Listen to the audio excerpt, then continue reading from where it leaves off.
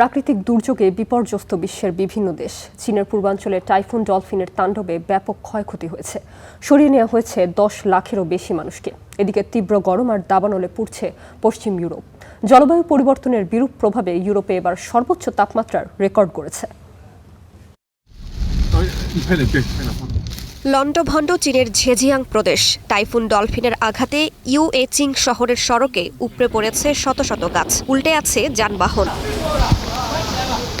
Shanghai সহ চীনের বিস্তীর্ণ অঞ্চলে ভারী বৃষ্টির পর তৈরি হয়েছে বন্যার শঙ্কা।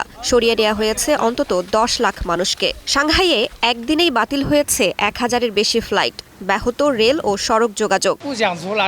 আমরা এখানে আটকা পড়েছি। দুদিন আগে পুডং বিমানবন্দরে এসেছিলাম, ডিজনিল্যান্ডে গিয়েছিলাম, আর আজ আমাদের ফ্লাইট বাতিল হয়ে গেছে। রোববার ঝেজিয়াংয়ের ইউহুয়ান শহরে আঘাত হানে টাইফুন ডলফিন।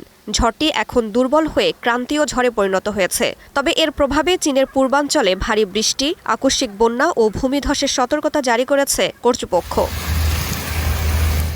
এশিয়ায় যখন ঝড় বন্যা, তখন তীব্র গরম আর দাবানলের সঙ্গে লড়ছে পশ্চিম ইউরোপ। স্পেন, পর্তুগাল, ফ্রান্সে ইতিহাসের সর্বোচ্চ তাপমাত্রা রেকর্ড করা হয়েছে। ইউরোপীয় ইউনিয়নের জলবায়ু পর্যবেক্ষণ সংস্থা বলছে, জুন জুলাইয়ে গড় তাপমাত্রা ছিল 21.62 ডিগ্রি সেলসিয়াস। দাবানল নিয়ন্ত্রণে হিমশিম খাচ্ছে দেশগুলোর দমকল কর্মীরা।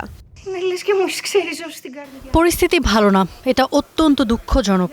বাতাস খুব জোরে বইছে, এটা অনবরত দিক পরিবর্তন করছে। এর মোকাবেলা করা কঠিন।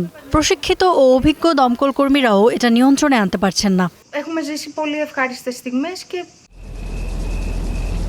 2 সপ্তাহেরও বেশি সময় ধরে দাবানলে পড়ছে কানাডার বনাঞ্চল। ব্রিটিশ কলাম্বিয়ার সামারল্যান্ডের কাছে পাহাড়ের ঢালে জ্বলছে আগুন। এখন পর্যন্ত প্রাণহানির খবর পাওয়া যায়নি। ভালো খবর হলো আমাদের কোনো বাড়িঘর ধ্বংস হয়নি। দমকল কর্মীরা খুব ধৈর্যশীল।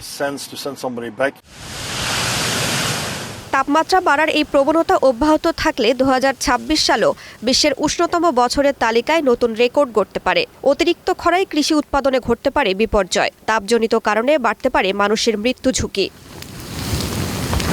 রাইসা জান্নাত, স্টার নিউজ।